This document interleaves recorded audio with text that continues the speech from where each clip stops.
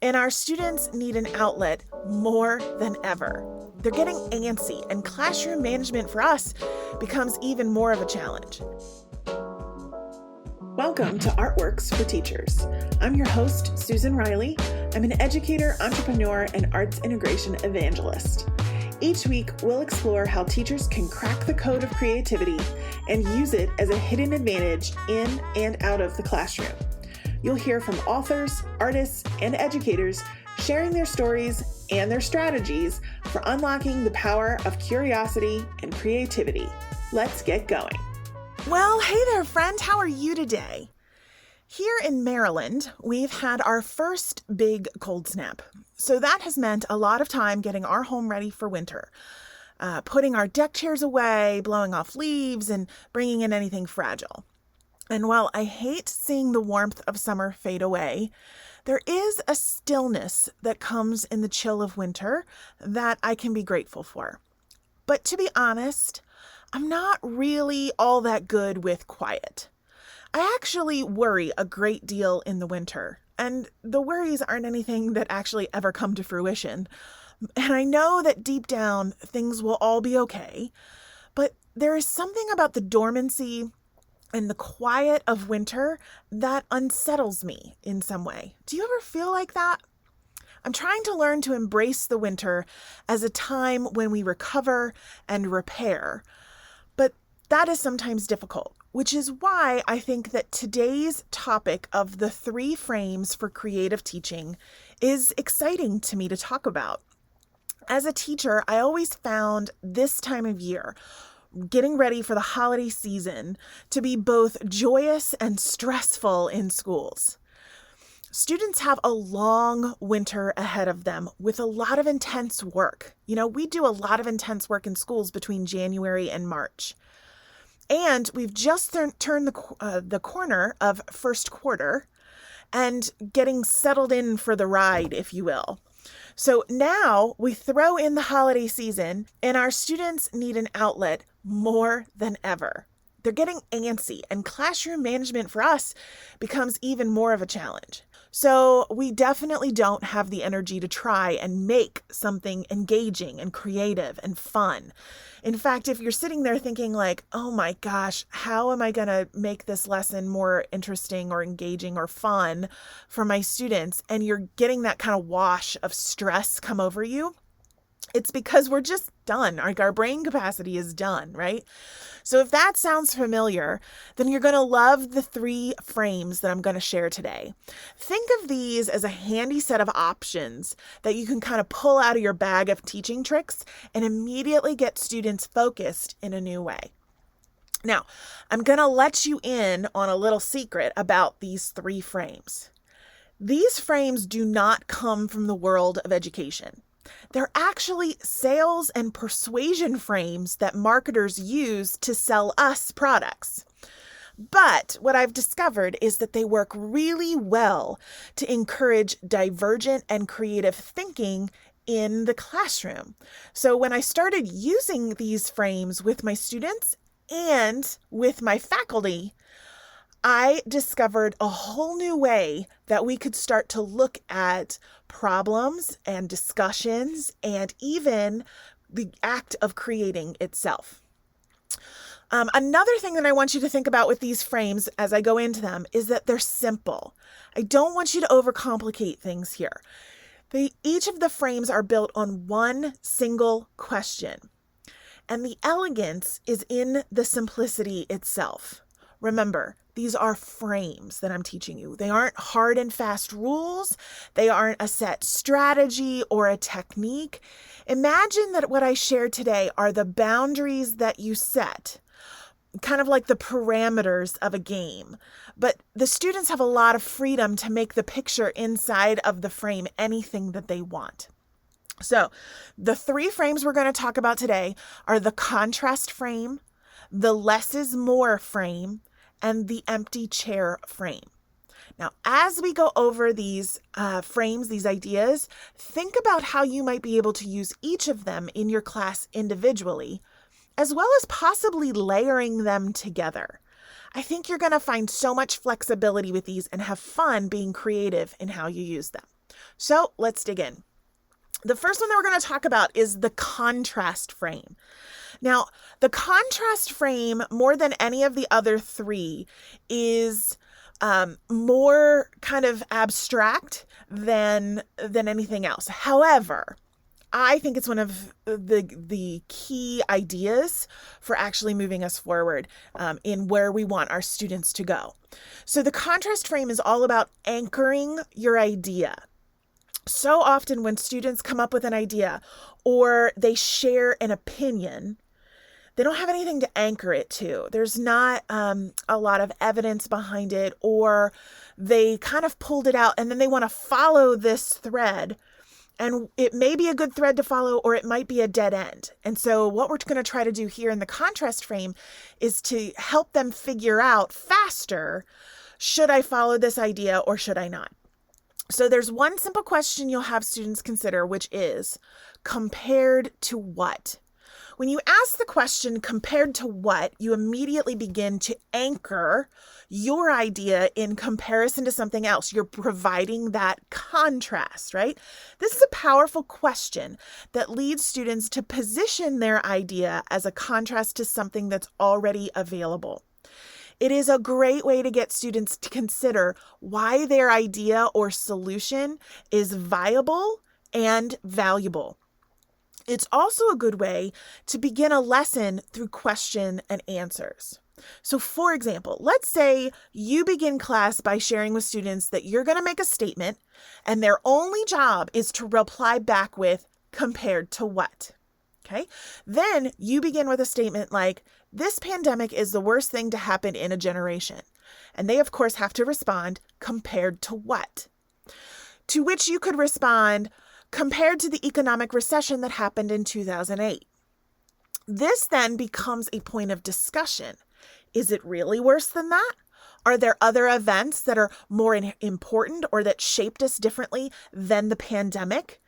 So you can model this for a while and encourage that discussion, and then flip the tables. Have students create a statement about a topic or event, and then you are the one who gets to respond compared to what. So this does a few things. First, it encourages students to consider their idea, their statement, or topic as a whole rather than in isolation. Lots of times, particularly in our secondary students, when they're working on that push and pull, that's something that they have to grapple with a lot as teenagers.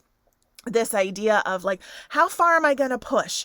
What statement am I going to make that's going to make a splash? How am I going to stand out? These are all things that students psychologically are considering, right? In the midst of trying to learn. So lots of times secondary students like to make those flash in a pan statements and things that are black and white instead of gray. This invites some more gray into the mix for those students and gets them thinking about perhaps what my statement is needs to be anchored in comparison to something else in order to provide context for what I'm trying to say, to provide the whole rather than an isolated incident. It also helps students to anticipate objections or to clarify their point of view, because it doesn't take very long. Once you begin this practice of asking compared to what, that when students then begin making statements or begin working on their own on ideas, that they begin to ask themselves compared to what. They begin to naturally begin to anchor their idea or their solution in comparison to something else, in contrast to something else, in order to clarify what it is they're trying to say. And it also helps to anchor position statements and offer an entry point to discussion.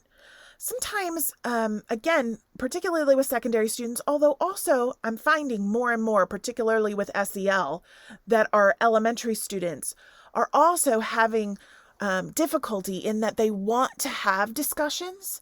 They need to have hard discussions, but they need a safe place to do it, and they need an entry point in order to have that discussion. This question of compared to what offers a way for students to then have that discussion in a framed boundary right? Because once you establish what the comparison is, you have a boundary that you stick between, right? And you don't go off on a lot of different directions that can get kind of scary if you're not careful. So this, again, provides the frame. You can use this contrast frame to discuss art and music and politics and mathematical theories and point of view in literature, almost anything that you could think of. Have you ever wished that you could make arts integration a little easier? Maybe have some ready-to-go lesson plans that you know are going to be a surefire winner, or some elements of arts posters to help make that vocabulary just a little easier and something that's a familiar part of your classroom. Or maybe you need some PD hours and you'd love to learn more about arts integration, STEAM, how SEL works with arts integration. Then if this is you, I would love to invite you to join us in the Accelerator. The Accelerator is a one-stop shop for everything arts integration and STEAM. Inside, you're going to find 300 plus lessons that are ready to go, along with student assessments and materials of instruction. Everything is planned, ready, and all you have to do is click open and you've got it. It also has 300 plus resources in your library that you can print and use. Everything from planners to posters to checklists to assessments. Everything you could possibly want is available in that library. And speaking of libraries, we have a course library with 6 every month. So you're always going to find something new and fresh with PD hours that are going to count towards your requirements for salary advancement. So if that sounds like a game changer to you, join us over at artsintegration.com/accelerator. Plans start at just $37 a month. All right, the next frame that we're going to talk about is the less is more frame. Now, as author Dan Pink, who, by the way, is one of my favorite authors, he wrote so many books, but this one comes from, I believe, the book To Sell is Human. But he first came to my attention with his book, A Whole New Mind. He points out in his book To Sell is Human that we tend to overvalue addition and undervalue subtraction. So, and I love this idea because as a creative myself, I get this, that we feel like we just need to share everything, right? In this frame, then the less is more frame, we're looking for students to remove anything extraneous until we're left with the essentials of their work. Now, lots of artists and writers use this frame when editing their work. And the key question for this frame is, what can you release? Now, lots of times when we're creating something, like I said, we want it to include everything that we have to say. So our work becomes cluttered and muddy, right? I know this when I'm working on a web page in order to share something that we have available for teachers, or if I'm sharing an idea like a theory or a concept that I want to share with teachers. Man, like I will put everything in the kitchen sink in there. And oftentimes I have to go back with a critical eye. And sometimes I even need the support of my team in order to do that. To go through with that eye of what could we release from here? What's extraneous? What's not needed right away for clarity? Because sometimes if we put so much in there, our minds are just at capacity, and we have to remember that. In fact, I think Dan Pink points out that the number of ideas that you can put on a page that people will think, oh, this is great. This is a rich idea. This is something that I want to follow, is 3. No more than 3. After that, it becomes too much. This frame gives students an opportunity to let go of things that aren't absolutely essential to the work or the project or the process. And if they choose to keep something, to have solid evidence behind that choice. I also really like the word release instead of remove in this question. What can I release? Removing feels like you have to take something away that was important, as if, because again, when we're creating, especially in the process of creating, Oftentimes everything feels like the most important thing. And so if you're asking somebody to remove something, it feels like you're taking away one of their babies, right? Release is more freeing, and it feels more like a shedding of something that doesn't serve the purpose, right? So sometimes this can refer to releasing an argument or an idea, or it could be releasing a student's own preconceptions. So how can you use this frame? So a couple of ideas here. When editing a composition with traditional or non-traditional mediums. So when you're editing a piece of writing that you're working on, or on a piece of artwork, when you're looking at that piece of artwork or a piece of music or creating a piece of choreography, you can ask. Oftentimes, you don't want to limit what the creative process is when you're writing. So you get it all down, but then once you've gotten it all down, you ask, what can we release from this? And see how much you can pare down. You can also use it when working on a reflection or an artist's statement. So again, you don't want the statement to be forever and a day long, or the reflection to be forever and a day. Think about the key pieces and narrow it down. You can use this when trying to persuade someone. So if you're working in debate, and that is often something that we're working on in our social studies classrooms, or having civil discourse, or when we're working on speaking and listening skills, how can we release something that may not be of the most importance and doesn't help us get our point across? And you can use this when problem solving for an unknown. Right? So if oftentimes, this is where the one that I think kind of blows my mind, when I'm working on problem solving something, if I'm presented with a problem and I got to get to that solution, oftentimes I need to think about, okay, I can't get to the solution because I'm not seeing it right now. What do I need to release? What preconceived notions do I have that I'm thinking maybe are facts, but possibly aren't facts?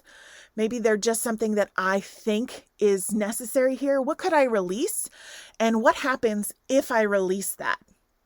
It opens up a whole new possibility to the problem-solving process. Okay, and the last frame that I want to talk about is the empty chair frame. So the empty chair frame is one of the most commonly used frames, if you will, in business. But it's also the one that I think is the most powerful for teachers and administrators. Now, you can certainly use it with students, but I have found that this is most useful in my planning meetings and when considering difficult decisions. Okay? So in the empty chair frame, you set up seats for everyone in your meeting. Now, if it's just you, if you're just having a planning session with yourself, then you have your own seat ready. Once you have that seat, then pull out an empty chair and place it at the table for the most important person, which is the one that you're making decisions for. So for example, in a planning meeting, this might be a chair for the student. And if you are in an administrative meeting and you're talking about decisions regarding a student, it might be a chair for the parent. Then, once you have that empty chair sitting there, consider the point of view of the person who that seat is reserved for in your meeting and ask the question, how would this person respond if? Okay. Now, I've used this technique when I'm working on lesson planning or when I'm working on a page to try and describe a new process for our teachers. I used it a lot when I was writing for our arts integration certification program, when I was writing the lessons. I would have the empty chair in front of me. And as I was typing the script in order to deliver the certification videos, I would look at that empty chair quite often and think, is this going to confuse the learner who's sitting in front of me in this empty chair? Is this going to confuse them, or is it going to provide clarity? If it's going to confuse them, I need to take that piece out, and how can I make that more clear? Are they going to be able to get to the point of what I'm trying to unfold for them, right? So that question of how would this person respond if I leave this part in? Or how would that person respond if I change the assignment? Right? That provides so much clarity. So, for example, if you're making a decision about where to place a child next year, right? What classroom to place that child in, and the empty chair at your decision-making process is for the parent, then you'd ask the question, how would this child's parent respond if the child was placed in this classroom or in this classroom? And while that may make a difference in your decision-making process, it might not, but at least you've considered that person's point of view.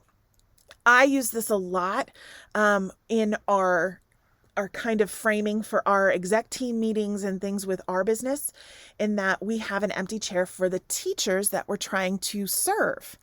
And so when we're making decisions, sometimes we ask questions like, would the teacher that we're trying to serve be comfortable in this meeting right now? Or would they not like what we're talking about? Is it something that they would find to be not helpful or off base in some way? Or would they be excited to be in this meeting right now? It totally changes. This question, this empty chair frame, completely changes how you run a meeting, how you run a planning session, how you write your lessons, how you're considering students in an IEP meeting. It literally changes everything to use this one frame. Because it immediately recenters your conversation and decision-making around the person most affected by that decision. Now, if you want to use this with students can use this frame in the classroom if they're working on a STEM, or PBL project where they have to create a new solution for something. They have to consider who's the solution for and have that empty chair there to consider, what would that person maybe need? What am I not thinking of for that person who's sitting in that chair, right? Or if they're creating a piece of artwork, they could be considering the audience that they're creating it for, because not all art is created for the same audience, as we know. So here are just a few ideas about using this frame. So use this frame during the creation or decision-making process. So when things are messy, right, then use the empty chair frame. It's meant to be an active part of the process and not just a consideration of the final product. What you don't want is to do all the work to make the decision or create the product or whatever it is that you're having students or yourself do, and then use the empty chair and say, what do you think? Because by then it's too late. What you want to do is have that empty chair there during the messiness, because it will help you to let go of some things that you don't need and focus on the things that are really going to affect that person. Also, give yourself space to adjust on what the empty chair representative might say, think, or do. So the question, how would this person respond if, is meant to provoke and agitate your thinking surrounding the idea. And if that promotes some kind of divergent thinking to what you had originally intended, be open to changing it if necessary. This, I can't tell you how many times this particular frame has saved me in situations with working with parents, with working with leadership that maybe has a different point of view from mine. Being able to consider that point of view while I'm formulating my response or how I want to approach a difficult decision or creative process or whatever. That being able to think from that point of view during that thinking time has been so beneficial. Okay, now that we've had a chance to explore these three frames, consider how you might use each one of them either in your classroom or in your life in some way. And even better, think about how you might layer some of these frames. Like, how could you layer the less is more and the empty chair frame? Or how could you layer the contrast frame and the less is more frame, right? It's so interesting how you can mix and match these. Consider when these might be most helpful to your teaching practice and for your students. I have heard so many teachers share in frustration over the past few months that students are just not engaging or are disinterested in digging below the surface level answers. So I hope that these frames help to shake up their thinking and get them moving forward in more critical and creative ways. I'd love to hear your thoughts and questions about this particular episode, this idea of the 3 creative frames. And if you're enjoying the show and know somebody who could benefit from our discussions, please share the podcast with them. And hey, if you really like it, pop in a review. That helps others to find the show and help others to participate in our conversations as well. I'll see you soon. Thanks for listening to the Artworks for Teachers podcast. This has been a production from the Institute for Arts Integration and STEAM. Be sure to tune in each Thursday for new episodes and head over to artsintegration.com/artworks to download the accompanying resources. And if you know another educator who could use creative inspiration, please share this with them. Together, we can make a difference in education today.